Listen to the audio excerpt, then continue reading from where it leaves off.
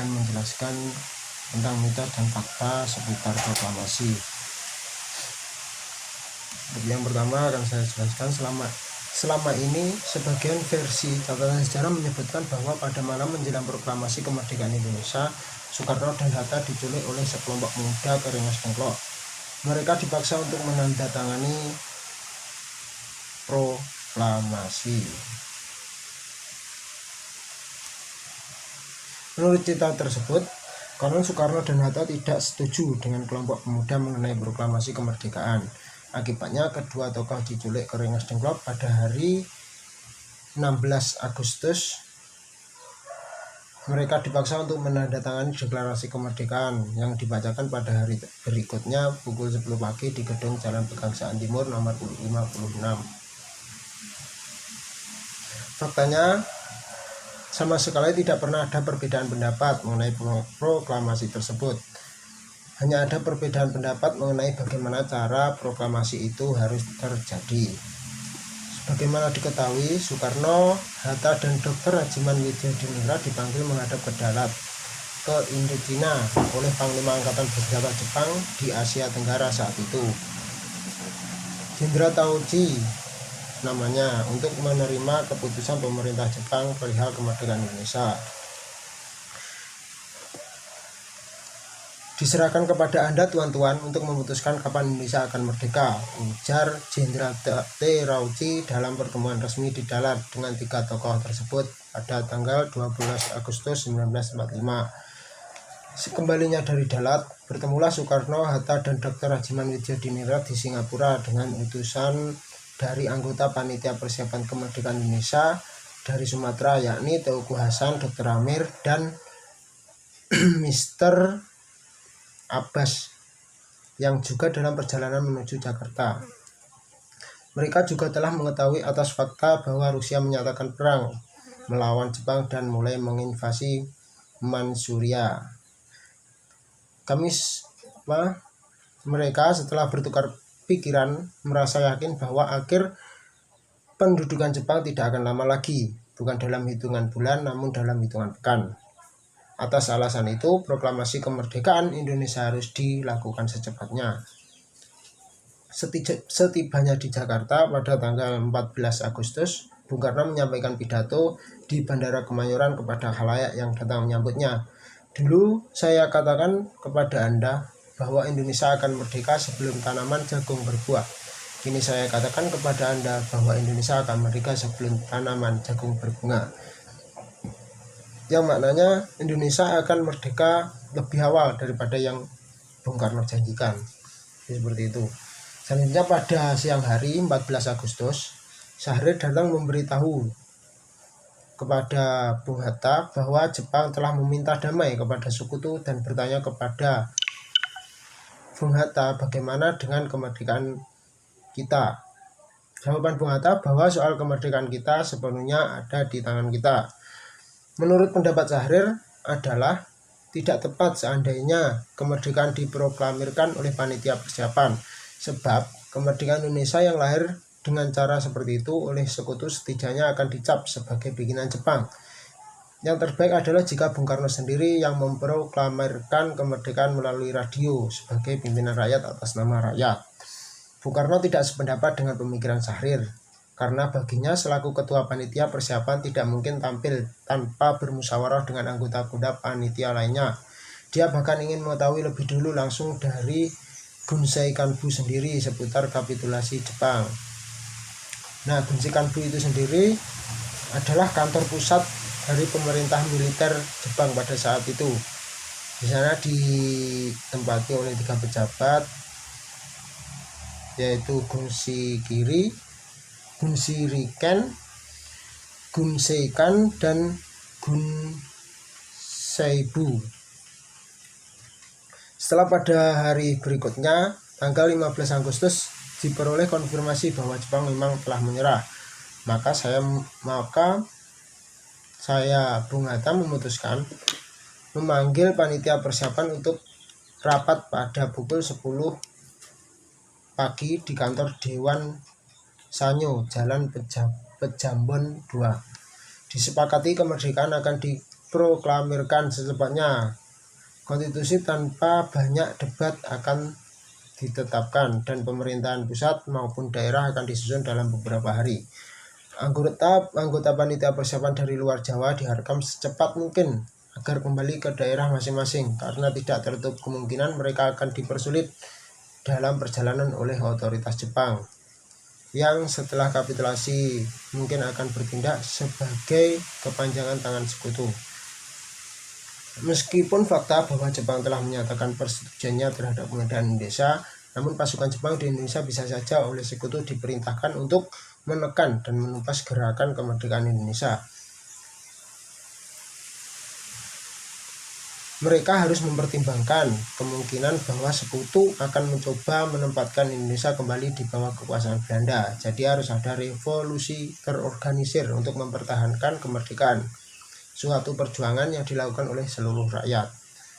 Atas dasar keyakinan tersebut, Bung Hatta menolak teori kudeta oleh pemuda Peta dan Rakyat sebagaimana disusulkan kepada Bung Hatta siang itu oleh almarhum Subianto dan Subaidio. Selanjutnya akan dijelaskan oleh Mas Uka. Ya, di sini saya akan melanjutkan materi dari Mas Bali yang mana yaitu penculikan pada tanggal 16 Agustus 1945 pada pukul 9 pagi. Pada saat itu semua anggota panitia persiapan kemerdekaan, demikian pula dengan sejumlah tokoh terkemuka dan perwakilan dari pers yang secara khusus diundang telah berkumpul di gedung Jalan Penjabuan 2. Tapi mereka yang mengundang itu justru tidak ada. Antaranya yaitu Soekarno dan Muhammad Hatta. Dikarenakan pada saat itu Soekarno dan Muhammad Hatta telah diculik oleh Soekarni dan teman-temannya pada saat pukul 04.00 pagi. Terlebih dahulu sudah diculik. Alasan Soekarni dan kawan-kawan melakukan penculikan ini karena Bung Karno telah menolak memproklamasikan kemerdekaan dengan cara seperti yang mereka inginkan. Maka mereka terpaksa mengambil tindakan ini. Di Jakarta mereka akan melancarkan revolusi dengan tujuan kudeta kekuasaan dari Jepang. Mereka menganggap penting untuk mengevakuasi Bung Karno dan Hatta ke Rengas Dengklok untuk melanjutkan pemerintahan dari sana. Nah, di sini Muhammad Hatta mengungkapkan, ketika saya mengetahui hal ini, saya melihat di depan mata saya bahaya mengintai yang mengancam kita. Langkah kurang matang dari para pemuda ini akan gagal seketika. Kudeta mereka akan menghancurkan revolusi Indonesia ini. Seperti kelak terbukti, para pemuda itu berapi-api tidak mampu mempraktikkan teori yang mereka miliki sendiri. Kudeta yang mereka rencanakan tidak bisa mereka laksanakan di luar Jakarta. Sama sekali tidak ada persiapan. Hanya pasukan Jepang saja yang terlihat berdiri siaga di mana-mana dengan persenjataan lengkap untuk menghadapi segala kemungkinan. Di Rengas Dengklok, Soekarno dan Muhammad Hatta sama sekali tidak ada pembicaraan. Di sana hanya menghabiskan waktu sepanjang hari dan di sana dengan santai seolah-olah untuk menjadi saksi tentang gagasan yang sia-sia yang tidak berdasarkan pada realitanya. Namun jika kelak ada orang yang akan membicarakan tentang tempat kudeta yang sebenarnya, maka tempat itu yaitu Rengas Dengklok itu. Atas desakan Soekarni, pasukan Peta di sana menahan seorang Wedaha dan 3 orang Jepang lainnya. Juga Sutarjo Karto Hadikusumo yang saat itu menjabat sebagai Bupati Jakarta, yang mana di saat itu beliau mengecek stok beras. Nah, di situ beliau ikut ditangkap juga. Nah, penangkapan kudeta ini terjadi secara diam-diam, jadi terlihat senyap dan tidak mencurigakan bagi masyarakat sekitarnya, tidak mencurigakan bagi banyak orang. Terus selanjutnya yaitu kembalinya Soekarno dan Muhammad Hatta ke Jakarta. Pada sore hari datang Mr. Subarjo sebagai utusan Gun Seikanbu untuk menjemput Soekarno dan Hatta. Soekarno tak punya pijakan apapun untuk menghalangi hal ini, sehingga pada malam hari itu juga Soekarno dan Hatta diikuti Sutarjo dan Soekarno kembali ke Jakarta. Sejak malam itu, kepemimpinan revolusi kembali berada di tangan Soekarno dan Hatta. Hingga larut malam, setelah pembicaraan panjang dengan Sumo Bujo, di mana dari pembicaraan itu terbukti bahwa Jepang memang hanya bertindak sebagai kepanjang tangan dan atas perintah sekutu, maka selanjutnya diadakan rapat anggota persiapan dengan wakil-wakil dari sejumlah pihak. Dalam rapat tersebut, atas desakan sekelompok pemuda, diputuskan proklamasi Indonesia Merdeka hanya akan ditandatangani oleh Soekarno dan Hatta atas nama bangsa Indonesia. Dan pada tanggal 17 Agustus 1945, pada pukul 10 pagi, proklamasi kemerdekaan dikumandangkan dan disusul dengan pengibaran bendera merah putih. Keesokan harinya, panitia persiapan yang jumlah anggotanya telah diperluas memulai tugasnya, yakni meletakkan dasar-dasar untuk kelengkapan negara. Dari fakta-fakta tersebut terbukti dengan jelas bahwa proklamasi Indonesia Merdeka sama sekali tidak ada perbedaan pendapat, cuma melainkan perbedaan bagaimana cara proklamasi tersebut harus dilakukan. Terus selanjutnya yaitu yang diinginkan dari pemuda di Jakarta pada saat itu, yang menyebut dirinya sebagai Angkatan Pemuda Indonesia, yang disingkat dengan API, mahasiswa sekolah tinggi kedokteran dan kelompok Sejahrir. Setelah ada kepastian bahwa Jepang telah mengundurkan diri atau menyerah, berpendapat bahwa proklamasi harus dilakukan dengan cara revolusioner, menolak apapun yang berbau bikinan Jepang. Indonesia merdeka bikinan Jepang tidak diragukan lagi akan dihancurkan oleh sekutu. Bukan panitia persiapan, tetapi Soekarno sendiri harus melakukan proklamasi melalui radio bahwa Indonesia telah memerdekakan dirinya dari penjajahan Jepang.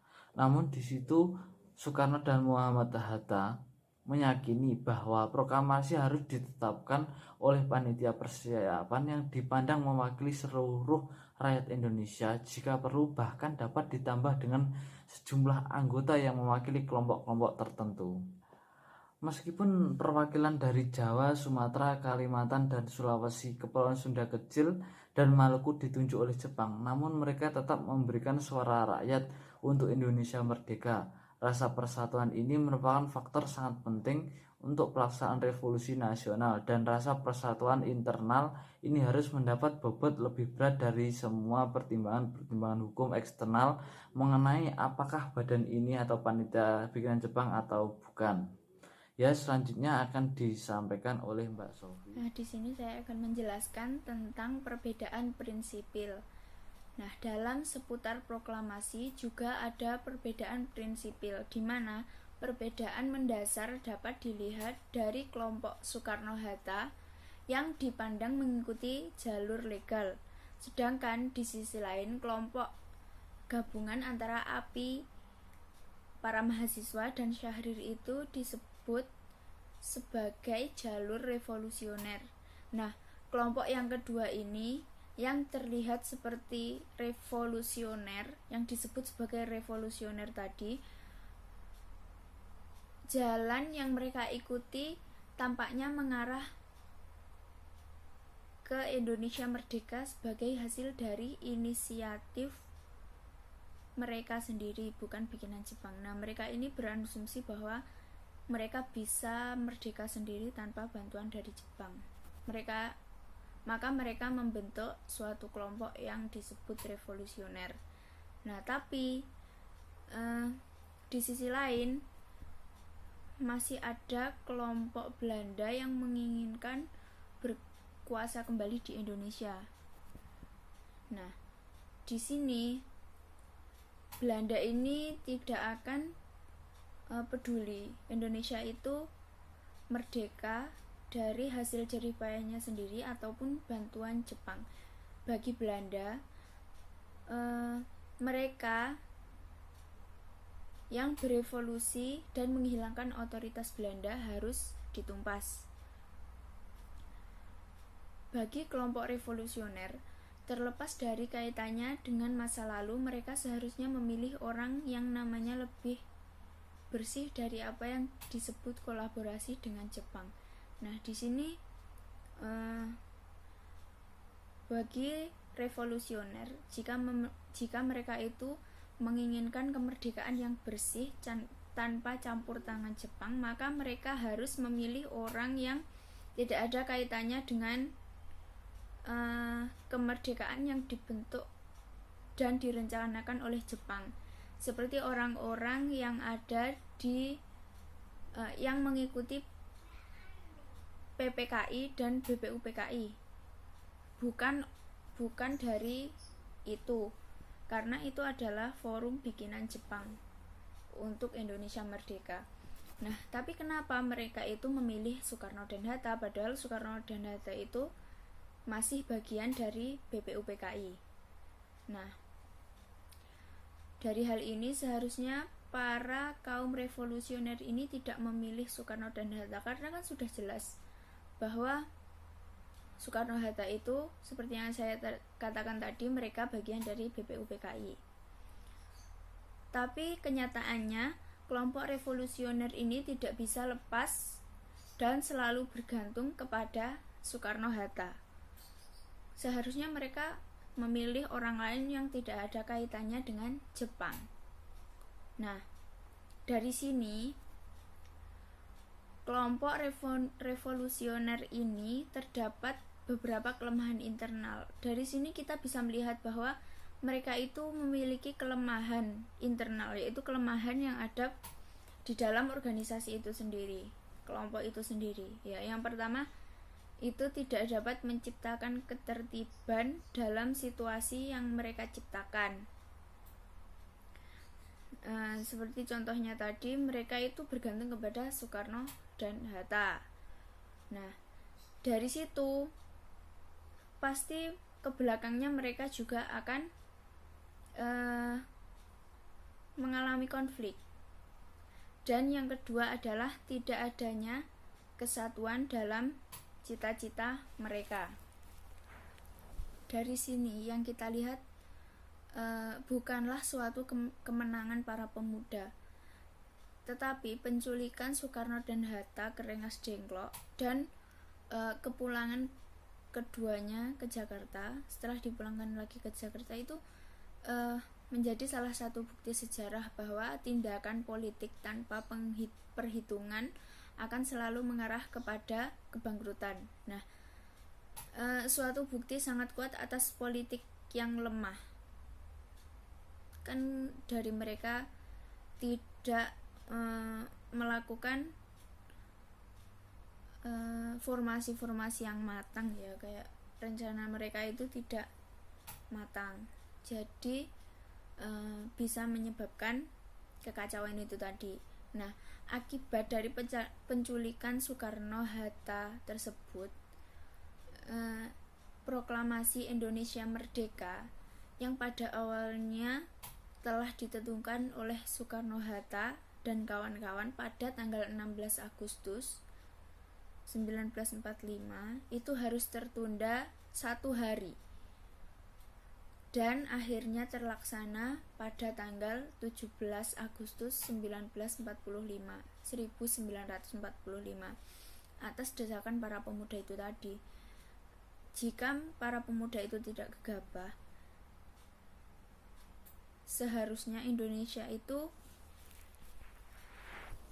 merdeka pada tanggal 16 Agustus 1945 sesuai yang direncanakan oleh kaum kelompok tua.